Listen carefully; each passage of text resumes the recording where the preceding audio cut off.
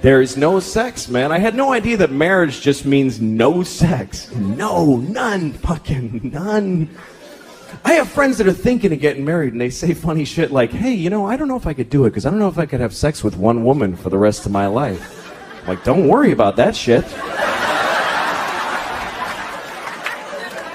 You're going to have sex with 0 women for the rest of your life. That's a lot less than one woman. Who the fuck do you think you are? Where'd you get that fantasy? I'd love to have sex with one woman for the rest of my life. Any one woman. Big, fat, dead lady with a beard, I'd fuck her every day. I'd be proud to have her. That's not usually my problem. These days, my problem is very simple. It's trying to find a place in my house where I can masturbate without somebody bothering me. And that's really difficult. There's nowhere to go anymore. She's got her mother staying with us, too, in the guest room, and I'm on the streets now. I got nowhere to go. Like, now I know when I see a guy in the West Side Highway jerking off in plain daylight, that's not a homeless guy, that's a married man right there. He's got nowhere to go. Fuck it. Fuck you. Go ahead and look, man. I got nothing. What else am I going to do?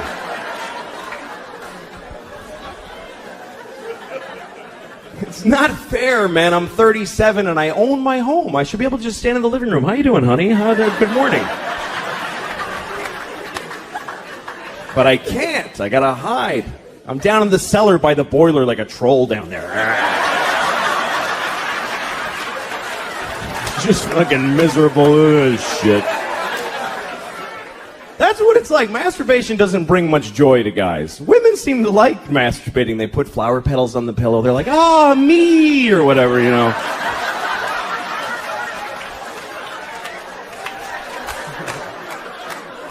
The guys are like, ah, shit, no, fucking, God damn it. Sometimes you find ecstasy, but it's followed by the deepest self-hate and depression you've ever felt. It's an amazing drop from way up here to this, like, oh, yeah, oh, what the fuck is wrong with me? God damn it. I gotta get to work. I don't have time for this shit right now.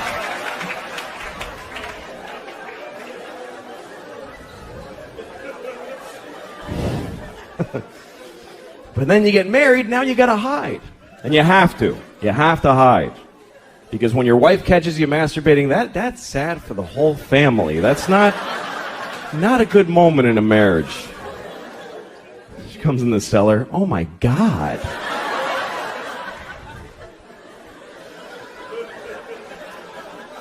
And then she always wants to know shit about it. She always asks me stuff. My wife's like, well, do you think about me when you're doing that? What are you, fucking high? Why would I do that? What? I can think about anybody. That's magical. Why the fuck would I? I'm married to you. What do women really think their husbands are going, oh, my wife. Oh, yeah, that's fucking hot. Oh, yeah. Picking her up at the airport and getting yelled at. Oh, that's fucking hot. Yeah.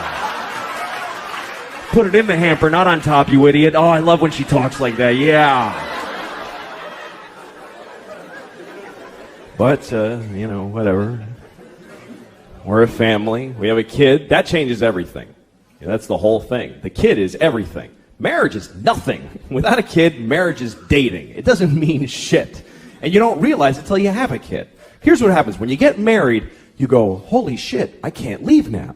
I mean, I wasn't thinking of leaving, but now I really can't leave. Then you have a kid and you go, holy shit, I could have left.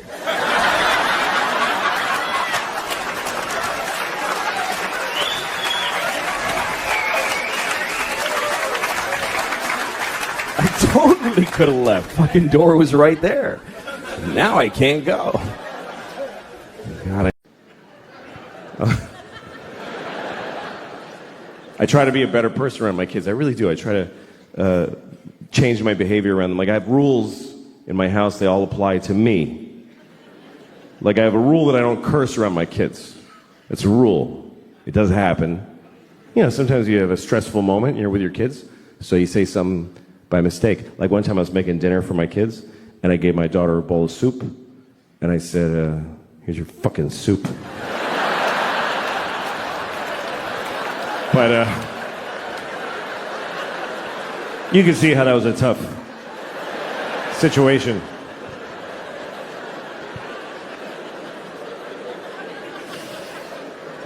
You're supposed to teach your kids right from wrong. I don't know, it's confusing, you know?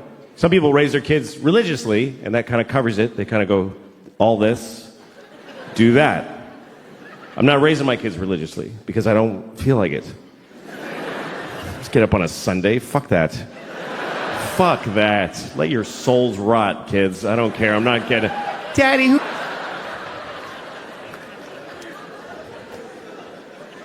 But my kids, you know, they're living in the world, and there's a lot of religion in the world, so you do have to teach your kids, if you're not raising them religiously, you do have to teach them about religion, you know? I always tell my kids the same thing. I tell them that there are many religions in the world, and they're all equal, but the Christians are the main one. That's what I tell them. The Christians won. They're the winners, so act accordingly. Congratulate Christians when you meet them, because they won the world. And it's true. It's true. We love to tell ourselves, like, every religion is exactly... No, they're not. The Christians won everything a long time ago. If you don't believe me, let me ask you a question. What year is it? I mean, come on. What year is it according to the entire human race? And why? What year is it? Anybody, sir, just yell out the year. Thank you. 2016. No, it's 20. That's right. It's 2017. What is that? That's a important number, because we're counting to it in unison as a species. For thousands of years, we've been going 1, 2, 3. Come on, everybody. 4. And now, come on, Africa. 5, 6. What is this number? We're counting the days since what? Since there was ever people, or since the sun did a something? Not at all. It's been 2017 years since what? Anybody, yell it out. Since, yes, Christ! Christ! That's right. It's been 2017 years since Christ Jesus. We are counting the days since Jesus together. Which makes sense if you're Christian, but what the fuck are the rest of us doing?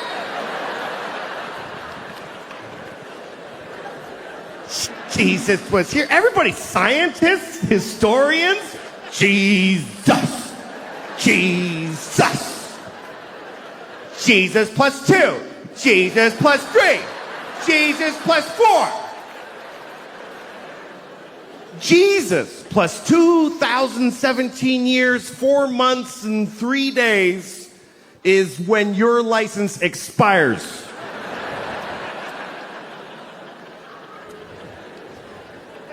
How is that not a win for the Christians? How is that not a complete win? That's not a Monday off in October. That's there was no time before Jesus. And the whole world's like, okay, sure. And then somebody was like, what about the years before him? There were billions, I mean, infinity. Those go backwards.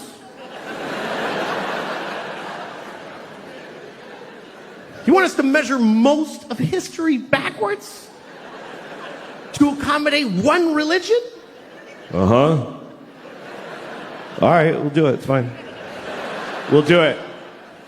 Watch New Year's Eve around the world. They always show you like how every country celebrates. It's kind of cool. The first is one little island. It's the first place that's actually the place that it's the year. It's a little island in the Pacific. I don't forget what it's called, but the people, they do a little ceremony for New Year's Eve every year, and they just wear grass because they don't even have sticks yet. They're in the grass age.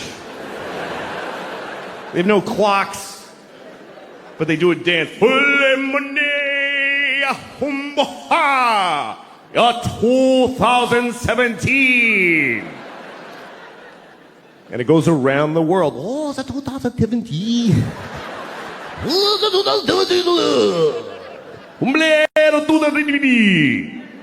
Death to all Christians in 2017.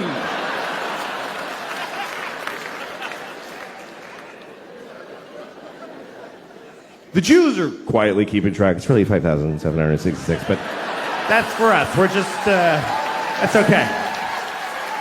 We're just keeping track for when you snap out of it. It's all right. I'll write yours on my check. I don't want a problem.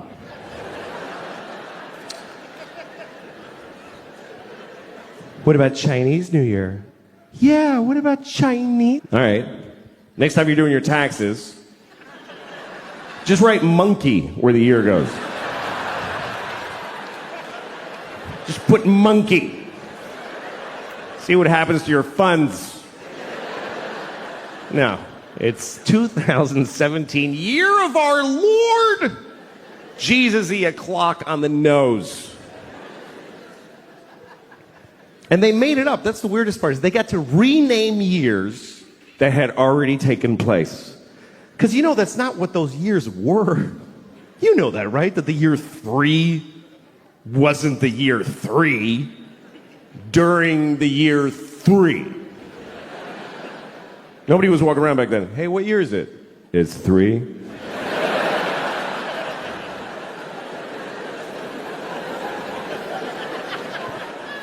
Yeah, but I'm 28. How can I be 28? There's only been 3. Oh, well, see, you were born in BC 24, and there's a 0. Remember it went backwards? Oh, shit, that was stressful. I hated those years. What was that like? What year is it? 10. Gonna happen! True. It's not true at all, but I did go to one. But, I don't go to weddings generally because I don't like them. I hate it. Don't invite me, really. I think it's rude to invite people to your wedding. I really do. Nobody's happy to get that shit.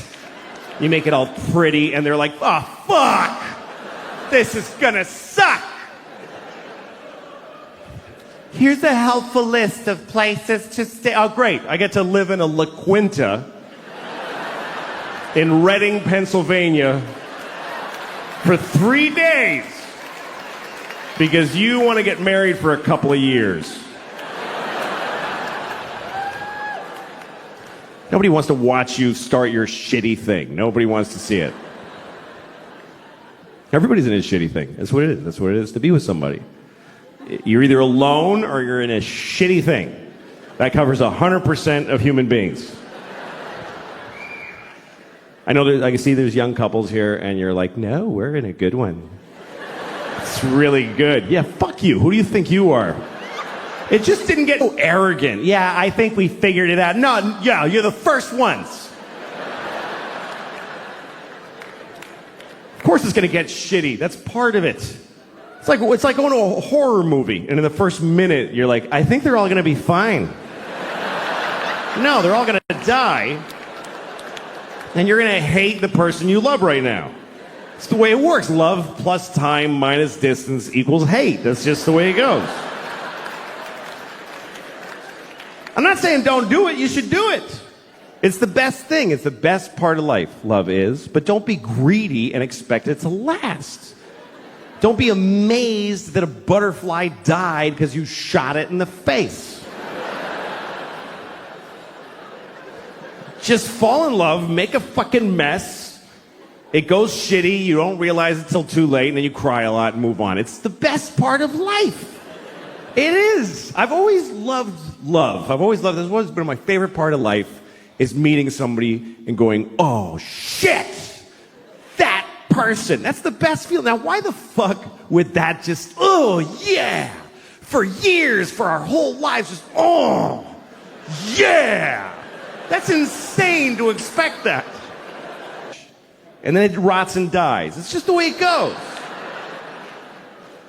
It's like if you see a person in the park making bubbles with a big wand, you know, with soap, and sometimes they make a really big one and everybody goes, oh, hey, ah, shit, okay. That's all. You don't stand over, liar! You don't get mad at the soap stain. It gets so shitty, man. It does. Oh. Oh. Thanks. Yeah, thank you. How are you doing? All right? Good. All right. Nice to be here. My name is Louis. I live in New York. I like New York because this is the only city where you actually have to say things like, hey, that's mine, don't pee on that.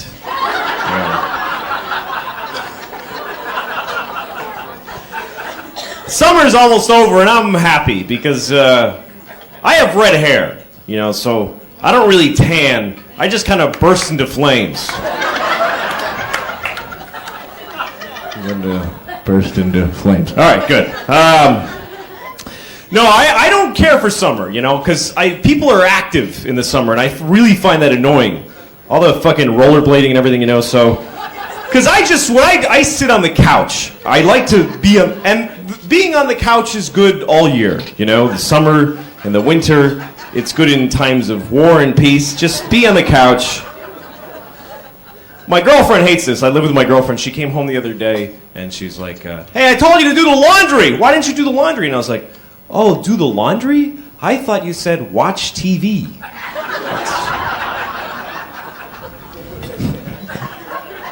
Anyway.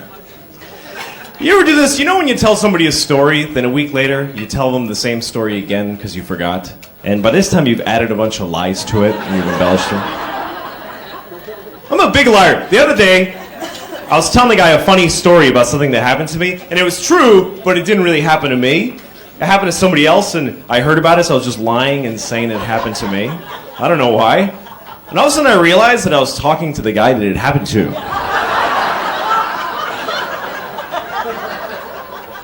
And he's like, that wasn't you, that was me. What the fuck is wrong with you?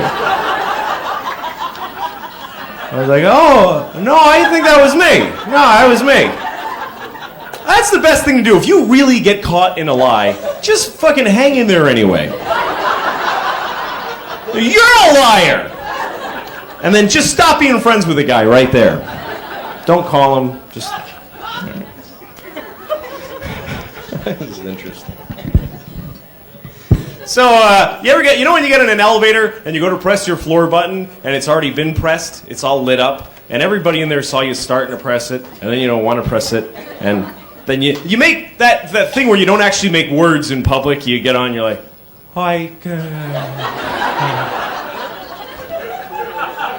People in New York are so weird. You can't even touch people. Like, I was in a bus stop, and I was standing there, and I didn't bump into the guy. I just touched him like that. Just that much. And I was like, oh, I'm sorry.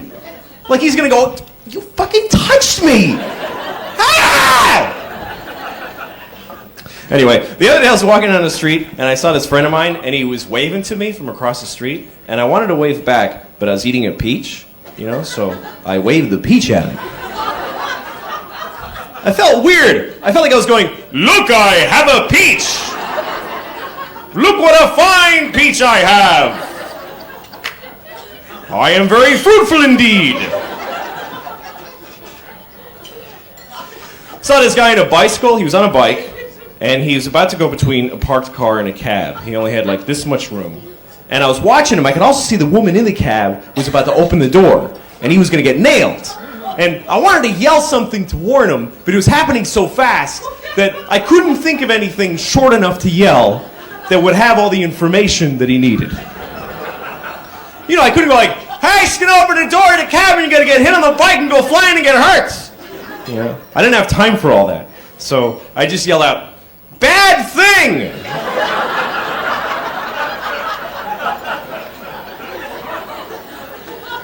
Wasn't really specific enough. Because he's dead.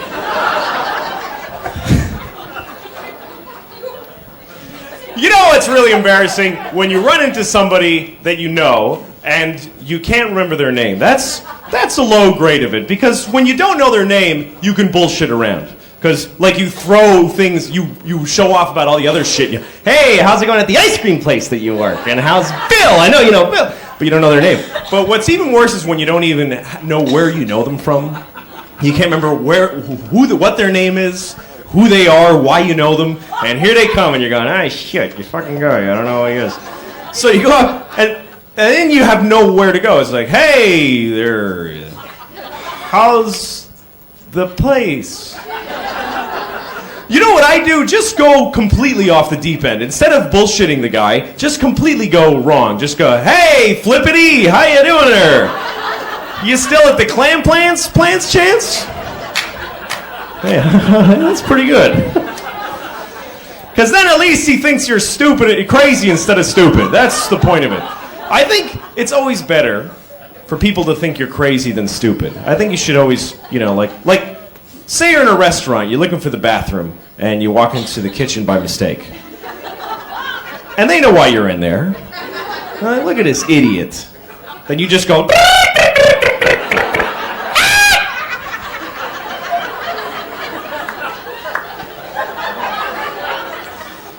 Come on.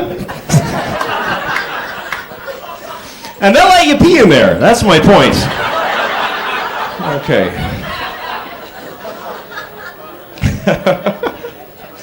I know a little sign language. I know one sentence in sign language. Can I show it to you? It's the only one that I know. Okay, this is the one sentence I know in sign language. It goes like this. Which I believe means, I like to do this.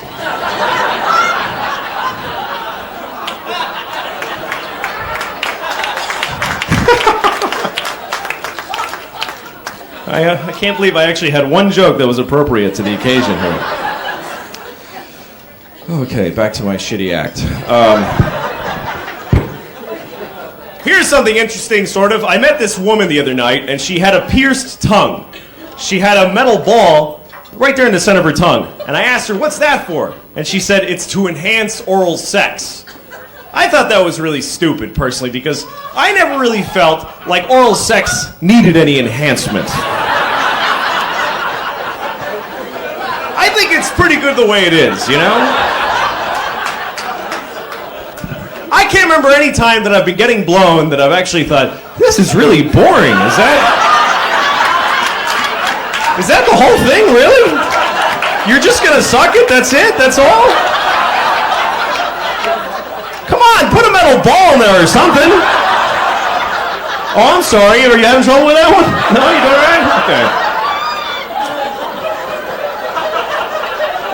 How did you do blowjob? I want to know how you... There you go. Good. Good. That's the international symbol. Blowjob, blowjob, blowjob, blowjob, blowjob, blowjob. Okay. Oh, boy.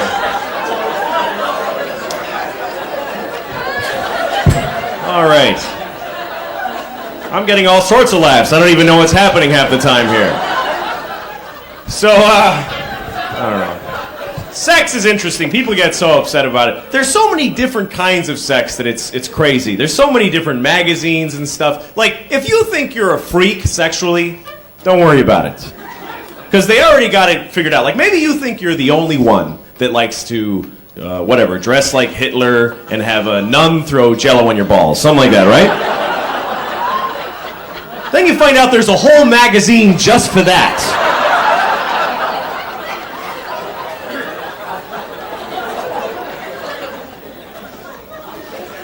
This was weird. I was walking down the street and some guy told me I was wearing a faggy shirt. What the hell does that mean? Total stranger walks up to me on the street and he goes, hey, nice faggy shirt, you faggot! Faggot! I remember the shirt I was wearing. It was pink, and it had a collar, and I had these little pictures of guys blowing each other on it, like sort of a...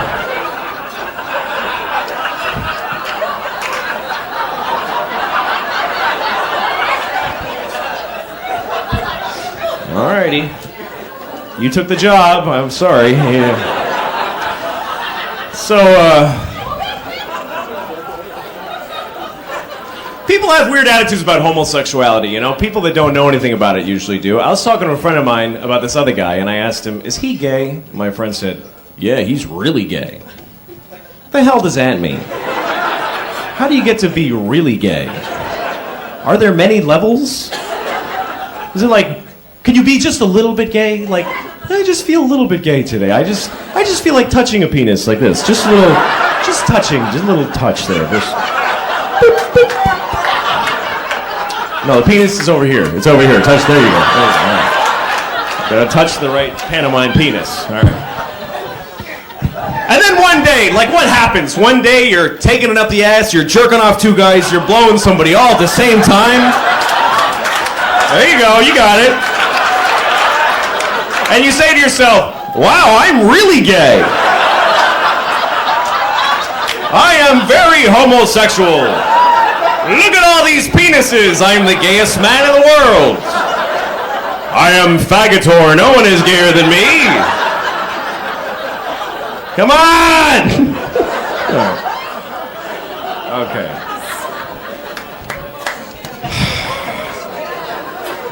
Anyway.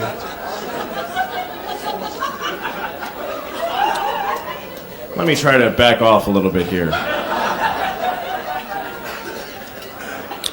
I saw this guy today. This is weird. You ever see somebody that you don't know again?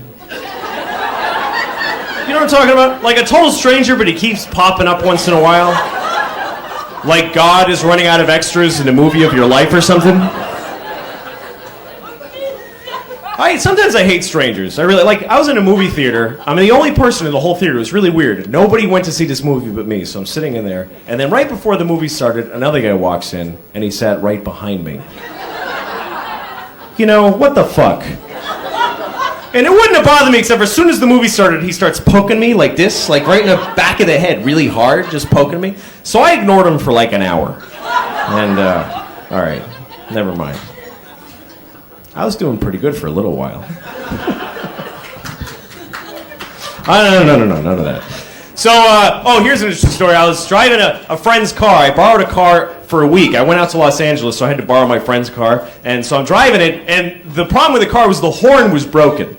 Now, it wasn't that the horn didn't honk. I wouldn't have a problem with that. It was that the horn honked. Just fucking like whenever. This horn would just go off.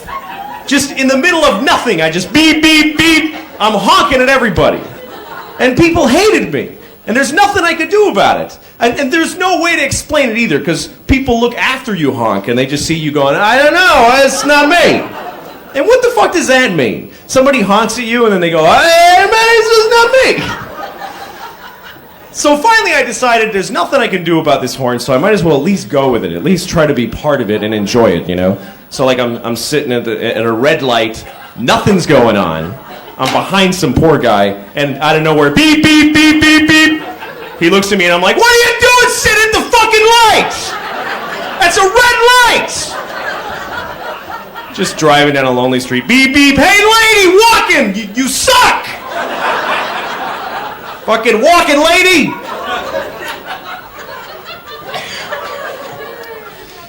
I found myself in a lot of embarrassing situations recently. Like, the other day I went to buy groceries, and I forgot to have money. Have you ever done that? I wasn't short. I had no money on me. Nothing. And I didn't realize it until the poor guy had bagged all my stuff and everything. And he says, $85? And I said, I don't have any money. And he's like, what, you don't have enough money? No, I don't have any money. The worst thing is I didn't know how to leave, you know? I was like, well, see you later. I had fun picking this stuff out anyway. Okay, back to the dirty shit. That seems to be the only thing that really works. I called phone sex the other day. I don't know, maybe not. Some people here don't get into that. But phone sex is kind of depressing. Because you see these ads on television, 19-year-old girls going, call me, call me. You know, so I'm like, yeah, okay, I'll call you, you know, so I call. I never end up getting the 19, I end up getting some 55-year-old woman named Blanche. You know, she's like, I'm gonna take your trousers off very slowly.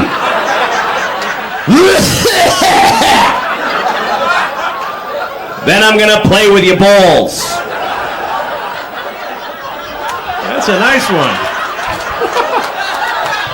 That's a very good one.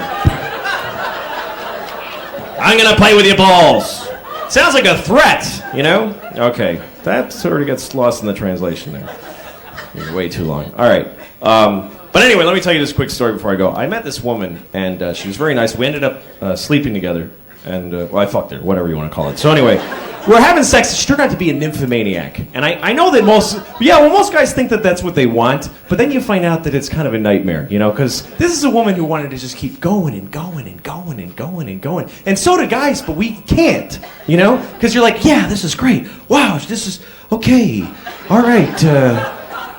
Shit. Hey, can we stop for a second? And she was like crazy too. She's like pulling me in and going, come on, fuck me, yeah, come on. And I was like, I think I am. I don't even know anymore, you know? So anyway, finally we're doing it from behind, which was good for me because I couldn't hide the pain in my face anymore, you know? And then she starts really getting into it and she starts like backing into me really hard. She's going like, bam! And it really fucking hurt a lot. So I had to say something to her, you know? So I said, hey, take it easy. Which is the most polite thing I could think of, you know? I didn't want to say, hey, don't back your snatch into me so hard. You're gonna rip my dick off, you fucking lunatic. I thought that might hurt her feelings. Well, you people really have been a wonderful audience. Seriously, thank you very much. Good night.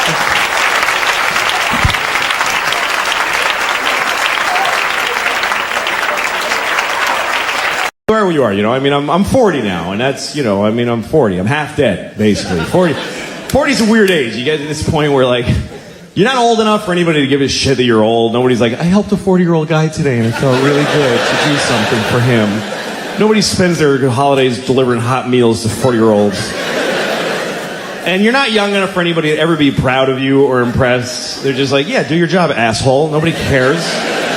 And the world looks at you like, when you're 40, if you go to the doctor, guess what? They don't try to fix anything anymore. They stop trying to fix shit. When you get to be 40, they just go, yeah, it starts to happen. They don't care. I went to the doctor because my ankle hurt, right? Now, if you're 20 and you have a bad shoulder, the doctor will reconstruct your shoulder through miracles of modern science. He'll take your ear and make a shoulder out of it. It's weird.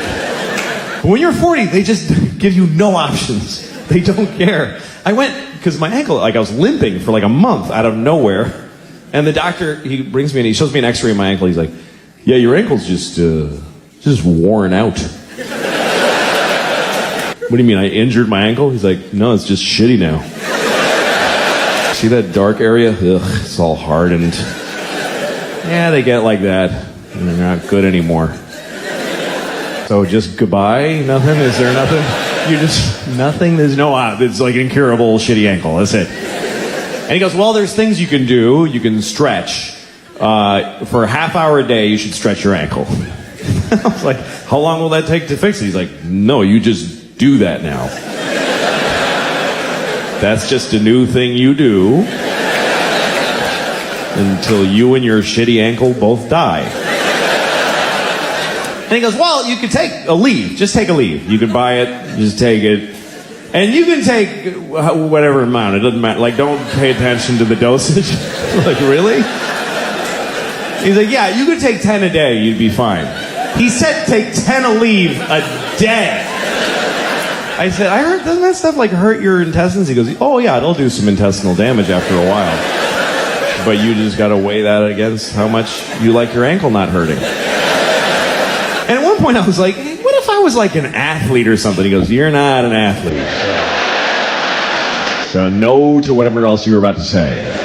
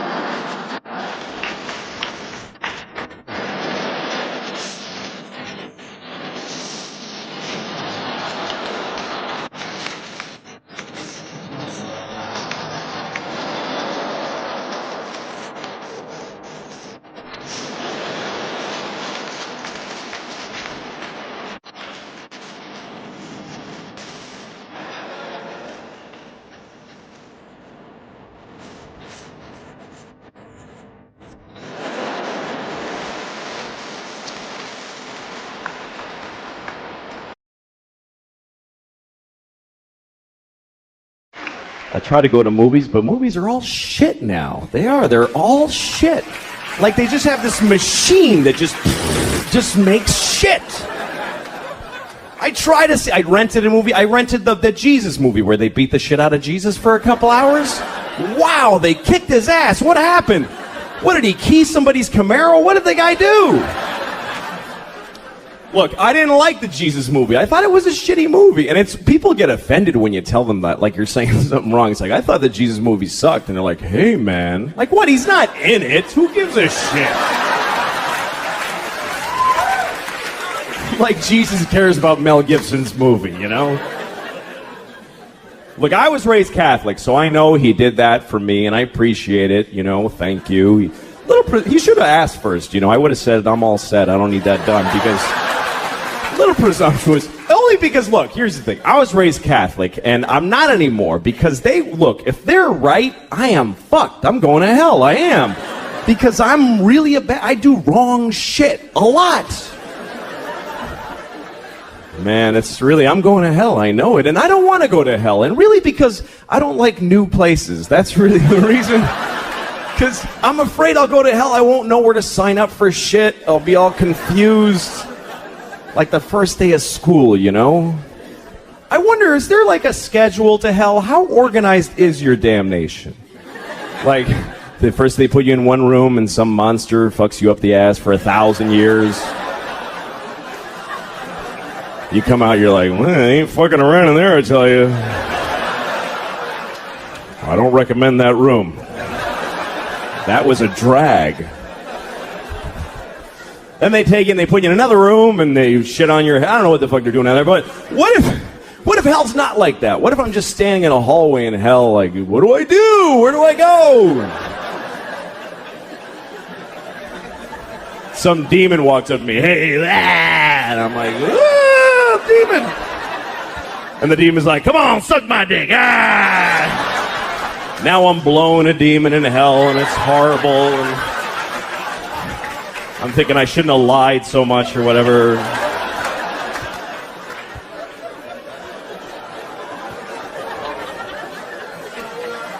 But here's my question. What if when I'm done blowing the demon in the hallway? How do you know when you're done blowing a demon in the hallway? I guess when he comes fire ants on you, whatever. When I'm done blowing the demon in the hallway, what if some guy in charge of hell walks up to me and goes, hey man, you didn't have to blow that guy, you know? He just hangs out here. He's not part of your damnation or anything. What did you blow him for? I just assumed you're supposed to blow people. He said, suck my dick, so So say no. What's so hard about that? Jesus.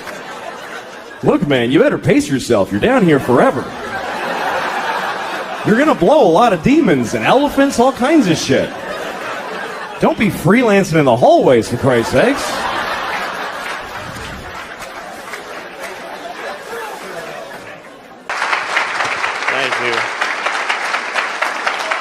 Thank you.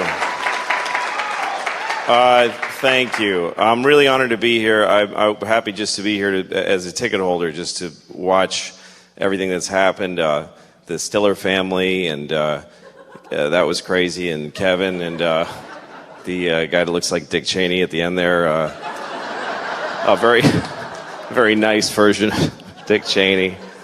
He's not a lizard, I don't think, but...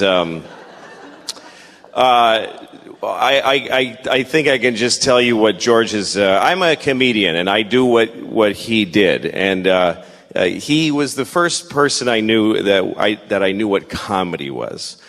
Children love to laugh, but most people that make children laugh for a living suck at it. Clowns aren't funny. There doesn't exist a funny clown. If a person was funny, they'd do comedy because you make money doing it. No clowns. There's no HBO clown specials if you make a bunch of money. So clowns suck. And kids just look at them and just go, just please stop trying to make me laugh. There's nothing worse than a person who's not funny trying to be funny, and that's what a clown is. A guy waiting for a bus is funnier than a shit clown at a kid's party. So but kids need to laugh. So the first time you really laugh means a lot to you. And I remember my first big, like, grown-up feeling laugh. And I saw George Carlin on Saturday Night Live, and he said, "What do dogs do on their day off? They can't lay around. That's their job." And something went off, and I just couldn't stop laughing. And the idea was born in my head at that moment. I want to be funny. I want to be a comedian. I didn't know that a grown person could be a comedian. That's an incredible thing to me. And I had other heroes, Richard Pryor, Steve Martin, Bill Cosby, but George was like me. He was an East Coast Catholic. I had something to identify with him. And the first time I remember getting a laugh, I was in fourth grade, and they asked the class, the teacher said, "There are 3 bones in the skull. Name one." And I said, "The noggin." And I got a big laugh. And I thought, hey, I could do this. I could be like George. So I started doing, right out of high school, started doing stand-up. Didn't go to college, didn't pursue anything else professionally, really. Started doing stand-up. First time I went on stage, I did a minute and a half, and I bombed. It was terrible. But I wanted it so badly that I kept trying, and I learned how to write jokes. And I just had jokes, kind of funny thoughts. And about 15 years later, I had been going in a circle that didn't take me anywhere. Nobody gave a shit who I was, and I didn't either. I honestly didn't. I used to hear my act and go, "This is shit," and I hate it. But I've been doing this for 15 years, and stopping now is like getting out of prison. Like, what do you do after 15 years of stand-up comedy? How do you re-enter the workforce? So I was in a really bad place. I hated my act. I've been doing the same hour of comedy for 15 years, and it was shit, I promise you. And I was working places like Chinese restaurants, and I'd do a show in a Chinese restaurant where they don't even know there's a show going to happen. They're there to eat, and all of a sudden you'd go, "Hey, everybody," and people are like, "I'm eating. I don't want to be forced to sit in this." So I was doing a Chinese restaurant called the Kowloon in Boston, in Saugus, Massachusetts, and I was sitting in my car after the show, just feeling like this was all a big mistake. I'm not good enough, and I felt like my jokes were a trap. And I listened to a CD of George talking about comedy and the workshopping it and talking about it seriously. And the thing that blew me away about this fellow was that he just kept putting out specials. Every year there'd be a new George Carlin special, a new George Carlin album. They just kept coming, and each one was deeper than the next. And I just thought, how can he do that? And it made me literally cry that I could never do that. I was telling the same jokes for 15 years. So I'm listening, and they ask him, how do you do all this material? And I'm like, eh. And I hear him, and he says, "Well, I just decided every year I'd be working on that year's special. And I'd do the special, and then I'd just chuck out the material. And I'd start again with nothing." And I thought, that's crazy. How do you throw away? It took me 15 years to build this shitty hour. If I throw it away, I got nothing. But he gave me the courage to try, and also I was desperate. What the fuck else was I going to do?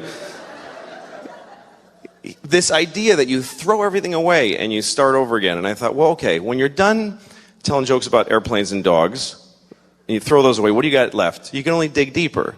Start talking about your feelings and who you are. And then you do those jokes and they're gone.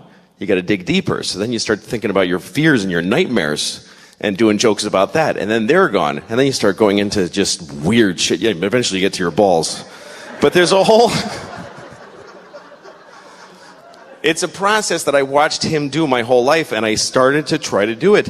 And I started to think, because he says whatever he wants. What do I really want to say that I'm afraid to say? And at the time I was a father. I am still a father. But at the time, I didn't take off yet. The jury's out. My oldest is 8. I could still split. So far, I'm still there. I was having a lot of hard time being a father. And I wanted to say it on stage. And one night I thought, okay, forget all the old jokes. I'm going to start again. And I thought of the first thing. I said, I can't have sex with my wife, because we have a baby, and our baby's a fucking asshole. It's just what I was feeling, and I said it. And the audience went, whoa! And I thought, oh, I'm somewhere new now. And I said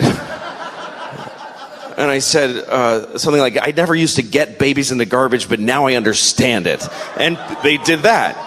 And I thought, I'd rather have that than the shit tepid laughter for my 15-year-old jokes. So I started going down this road. And he was always the beacon for me, always, this guy. He always gave me the courage. He says, you know, the line that Kevin quoted, where he said people that abortion rallies are usually, anti-abortion rallies are people who wouldn't want to fuck in the first place. He opened a special with that at Carnegie Hall. He comes out on stage, you have to watch it, and he doesn't milk the crowd for applause. They're applauding, and he goes, they're all going, George, and he goes, yeah, I got to get this out. You ever notice the people, anti-abortion rallies are people who want to fuck in the first place?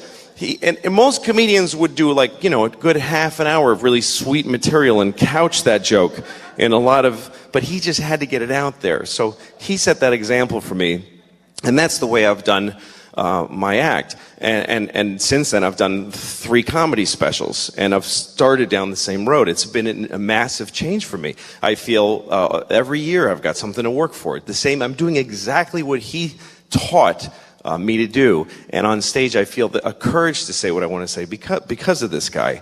And anyway, a few years ago, I was about to tape my second stand-up special, and he was taping the same night. In LA. He taped his last special on the same night that I taped one. And I remember feeling like, this is amazing that I do what this great man does, and that we do it in the same way. And he died, and he kicked me in the balls when he died. It really hurt. And then I remember that, and I don't want to be doing this, I'm sorry, but later I was at whatever, it doesn't matter, and my phone rang, and it was his daughter, it was Kelly. And I have 2 kids, and they're girls. So I thought, he's got a daughter, and his daughter's calling me. And I know what it means to have a daughter, because I have 2. And she's calling me and asking me to come and say something about what he meant to me. So that was a big moment for me. I'm very proud to do what George did. I know I was supposed to close funny, but I'm not good at doing stuff that isn't my act, so I'm sorry. But he was a great man, and anything that ever happens to me that's good is due to this guy. And I can tell you, because I do what he did, that it was really hard to say the shit that he did, and that it took a lot of courage. It was difficult. So thanks for coming and honoring him, and thanks for having me. Yeah. I live in New York City, and it's okay there. I live in a nice building. I never lived in a nice place before. When I was growing up, I had no money. I mean, my mom didn't matter. I was a child. But I'm not used to it because it's nice. There's like a pretty courtyard with flowers and a fountain with little marble boys pissing. I don't know. What is it with fountains? Like, all fountain sculptors are pedophiles, basically. You can't get a fountain made without... Can you make me a fountain? Yes, I'll get started right away. Oh, yes! Yes! It's finished! And it's just little boys pissing on the face of a Greek god that looks like him a lot. Piss on me forever!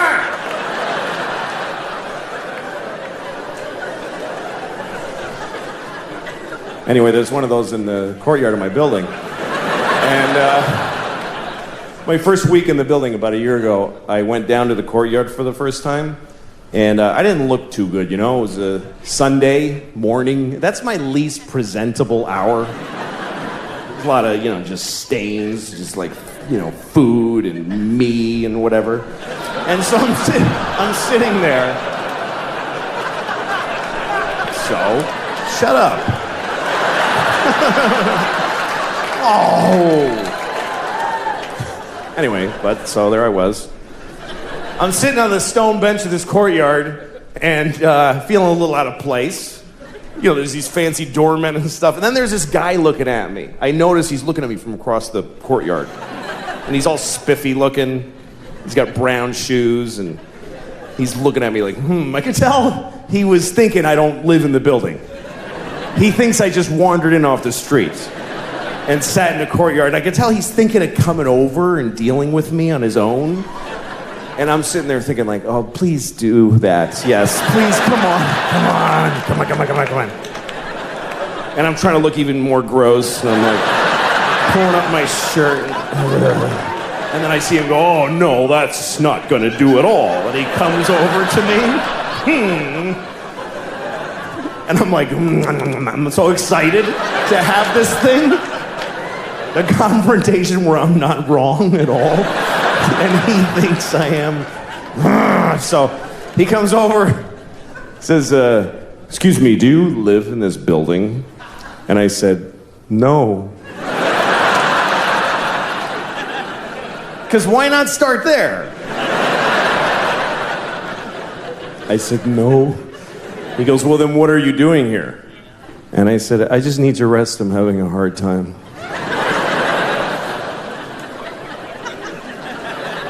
He says, this is private property. And I said, well, I don't really believe in that. You know, just the worst things I could say from his point of view is basically all the things I was saying. And he goes, well, if you don't leave, I'm going to talk to the doorman. I was like, can I just stay like 5 more hours?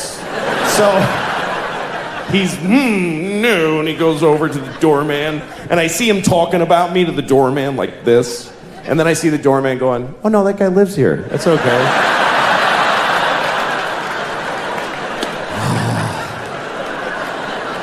And the look on his face, it was just so, it was this beautiful cocktail of anger and confusion.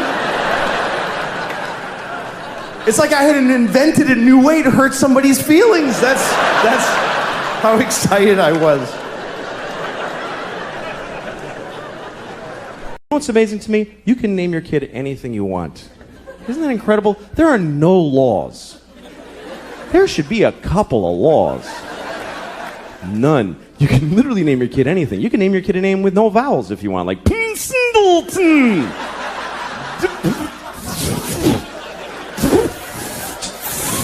Just 40 F's, that's his name.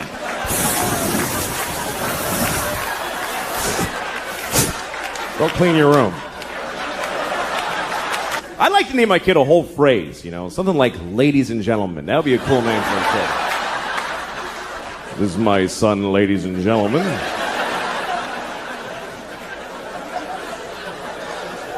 Then when he gets out of hand, I get to go, ladies and gentlemen, please!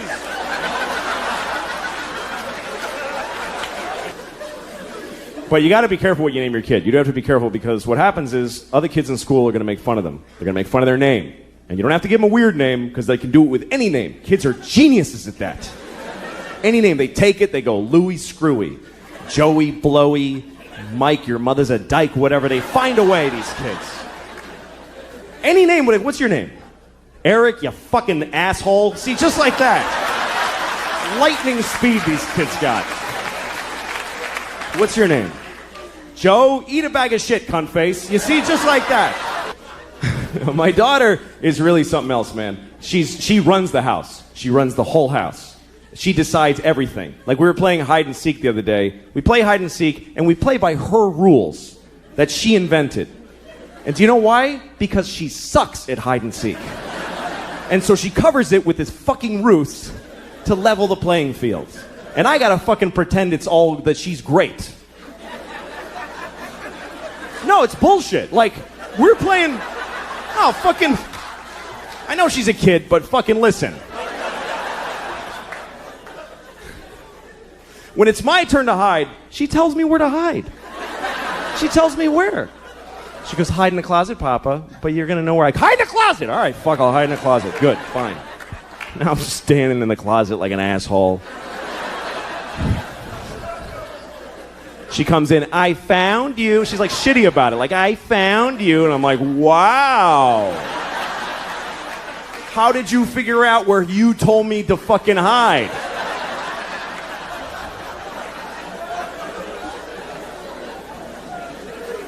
And then when she hides, this is her hiding. She goes over to a wall and does this. She goes. That's it. There's nothing here. What the fuck is this? Like, this is some ninja invisibility crouch. And I gotta act like an idiot. I can't just walk in and go, yeah, you're there. Because she'll cry and shit her pants, right? So I gotta walk around like an asshole. Where is she? I have no idea. Where could she be? I'm making eye contact. I don't see her. It's amazing to me. The other day we're playing, this is how things have gotten in my house, okay? Here's a very good example of where it's gone. We're playing a version of hide and seek where my wife and I have to decide together where to look. She likes that. She's like, Mama, you tell Papa where to look. Okay, well, fine. So she's over there hiding like this, just in plain sight. And my wife and I, my wife's like, why don't you look under the bed? I'm like, okay. She's not there. And then she says, why don't you look in the linen closet? Okay, so I open the closet. She goes, that's not the linen closet. We don't put that in there anymore. All right, fucking Jesus. All right, I'll look in.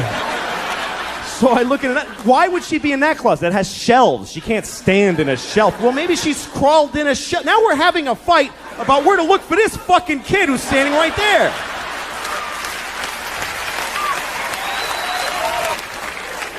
She totally runs the house. I remember Halloween last year. A couple of days before Halloween, my wife comes up to me and she's like, we have to get you a cat costume. No, we don't, actually. No, we do, because she thinks you're going to be a cat. I don't know. It's like she's a guy with a gun in the other room. That's what it's like. She's like, she thinks you're going to be a cat. I don't know how she got it in her head, but she's expecting to be a cat on Halloween. I was like, well, tell her to go fuck herself, because I'm not doing it. I'm not afraid of her. She's 2. I'll fucking fight her. I could take her. I could beat the shit out of thousands of 2-year-olds all day, just walk around. They would never even gang up on me. They suck. I'm not afraid of her. So my wife decided that she wanted to get pregnant again. She decided it. And this is back in August. She told me, you need to be in town next week. Why? Because I'm getting, I'm ovulating. So, like, not do you want another kid, just be in town. That's how she handles it.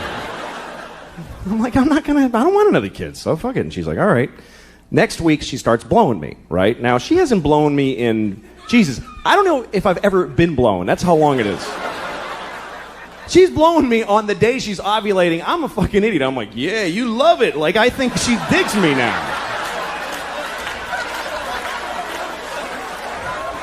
Fucking stupid. So she's having another baby any day now. She's due, and it's true. She's fucking the whole thing. And I'm like, there it is. Okay. No, it's great. Fuck it. That's really the attitude that keeps a family together. It's not we love each other. It's fuck it, man. Fuck it. Another kid. Fuck it. Why not? Let them all in. Good. Fuck it. Here's the thing. I never judge other parents now. I never do. I used to, but I never do.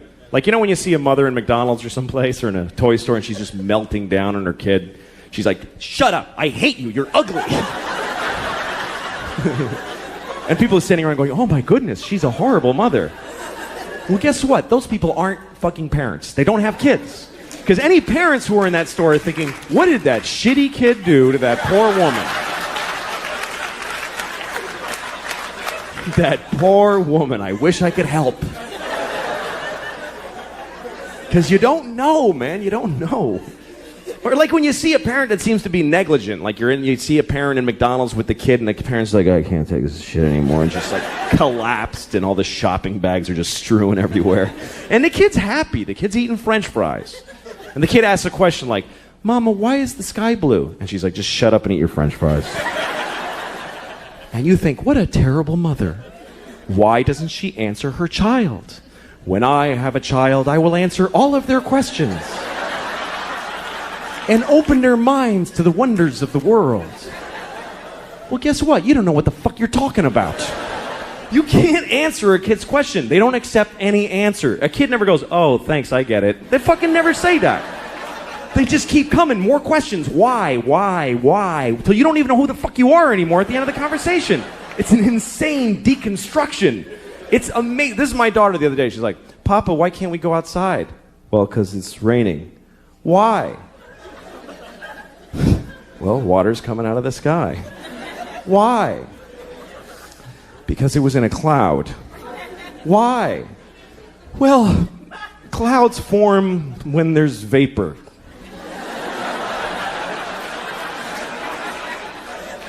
Why? I don't know. I don't know. I don't know any more things. Those are all the things I know.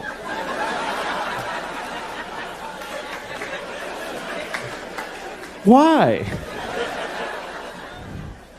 Because I'm stupid, okay? I'm stupid. Why? Well, because I didn't pay attention in school, okay? I went to school, but I didn't listen in class.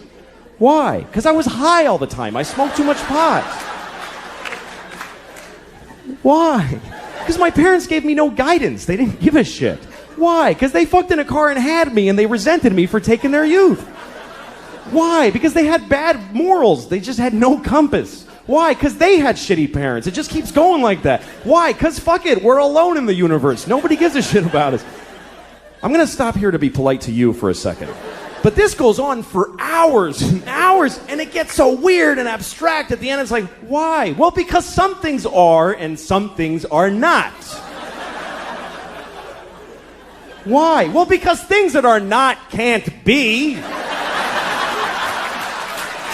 Why? Because then nothing wouldn't be. You can't have fucking nothing isn't.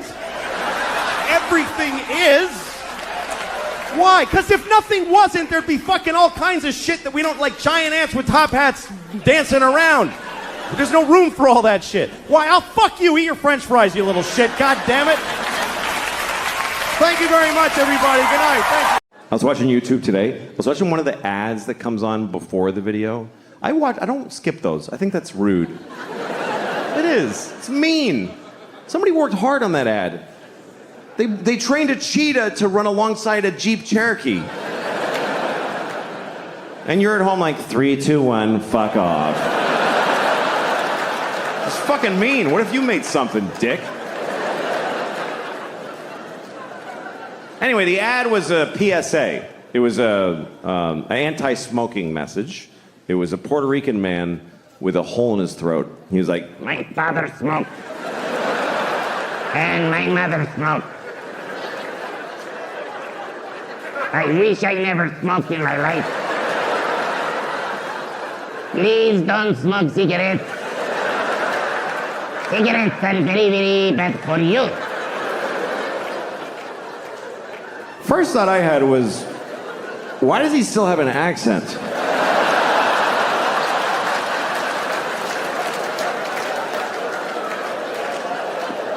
It's coming out. Feels like if you bypass the mouth, you shouldn't have an accent anymore. Does the machine have a setting for Puerto Rican? Is that just how air sounds coming out of this guy? Does he fart with an accent? Señor, I'm farting.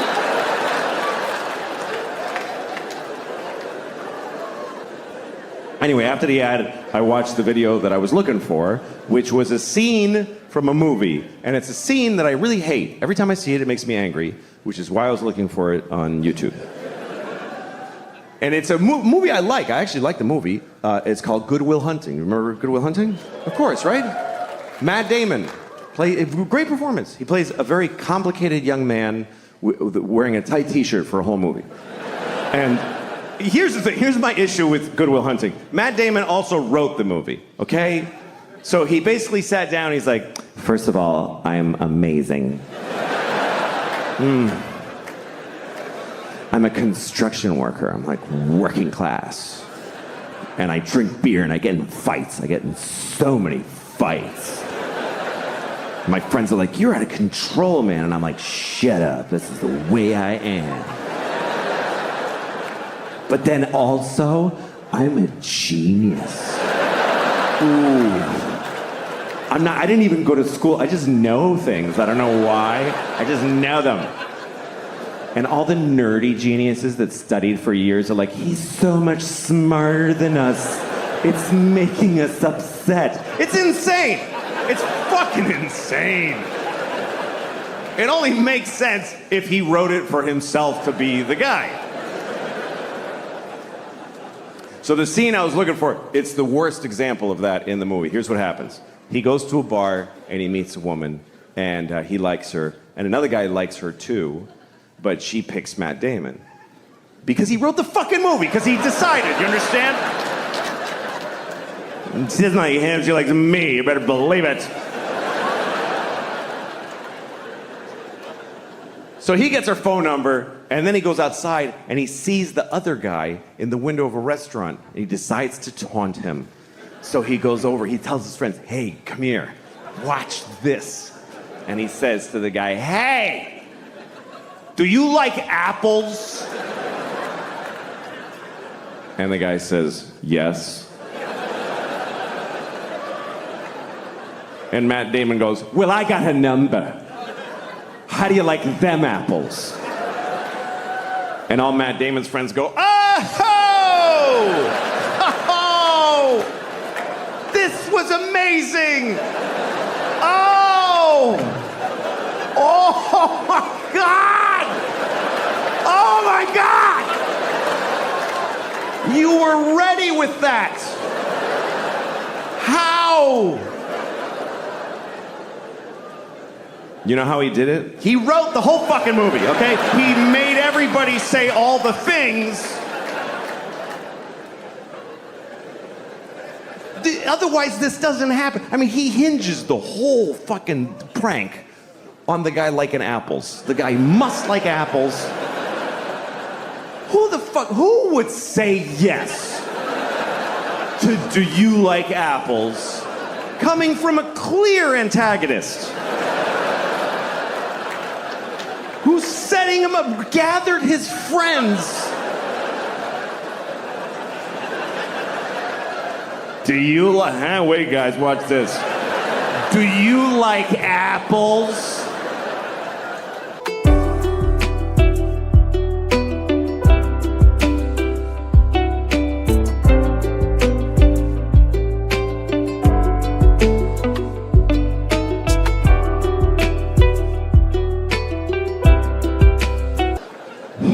God damn it, I do.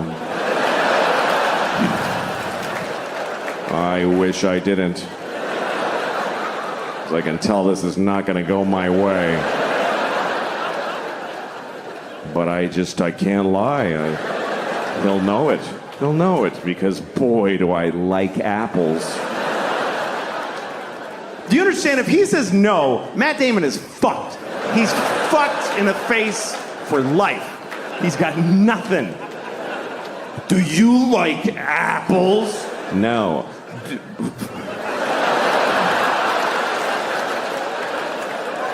What the dude? Fucking guy. No, come on, seriously. Seriously, you fucking don't fucking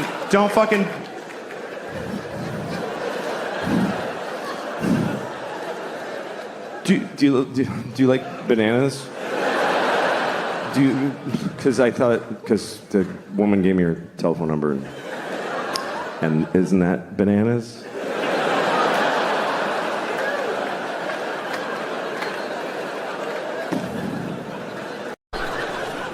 You ever flush a pet down the toilet? I had to flush my daughter's fish down the toilet. I came home, the fish was dead. She wasn't home from school yet, so I just flushed the fish. And that's a weird moment too, because fish live in water.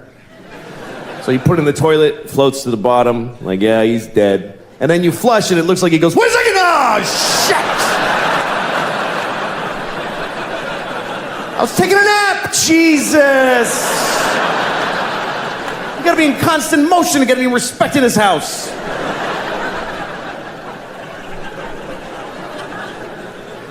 And then my daughter comes home, why did he die, Dad? Come on, what am I gonna say?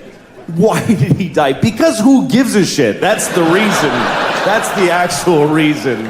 Is because it didn't matter that he was alive. That's why he's dead. He didn't know his name and he didn't love you back. These are the facts about that fish's life. My daughter likes fish. We took her to the aquarium. I took both my kids to the aquarium in Boston, and we were looking at this seal or sea lion. I don't know which one. I don't care. I don't think they need to be separate things. I really don't. They don't care, and we don't care. There's like 3 scientists who give a shit what we call all those things. The scientists could go on TV tomorrow and say, okay, everybody, from now on, seals and sea lions and walruses, and you know what? Penguins are all seals now. And we would all be like, yeah, fine. Yes.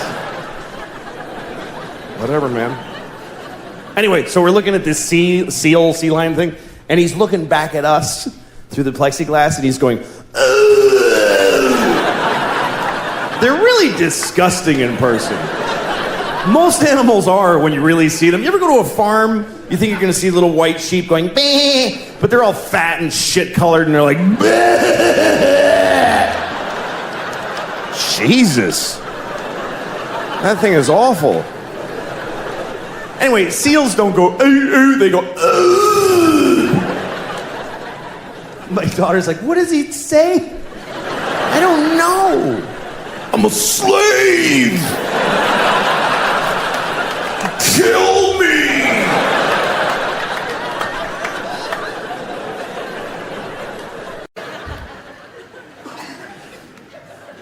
You know, you have your bad thoughts. Hopefully you do good things. There's a competition in their brain of good thoughts and bad thoughts. Hopefully the good thoughts win. For me, I always have both. I have like the thing I believe, the good thing. That's the thing I believe. And then there's this thing. Now, I don't believe it, but it is there. It's always this thing, and then this thing. It's become a category in my brain that I call, of course, but maybe. I'll give you an example. Okay, like of course, children who have nut allergies need to be protected. Of course. We have to segregate their food from nuts. Have their medication available at all times. And anybody who manufactures or serves food needs to be aware of deadly nut allergies. Of course. But maybe if touching a nut kills you, you're supposed to die.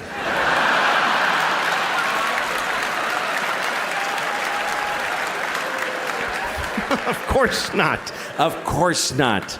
Of course not. Jesus. I have a nephew who has that. I'd be devastated if something happened to him. But maybe, if we all just do this for 1 year, we're done with nut allergies forever.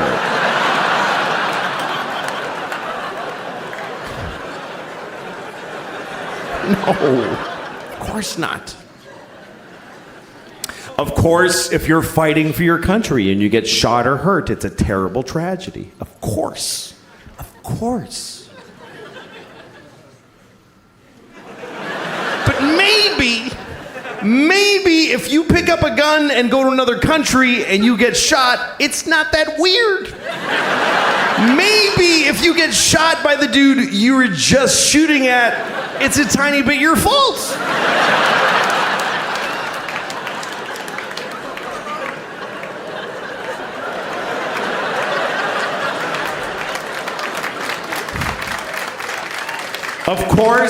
Of course, slavery is the worst thing that ever happened.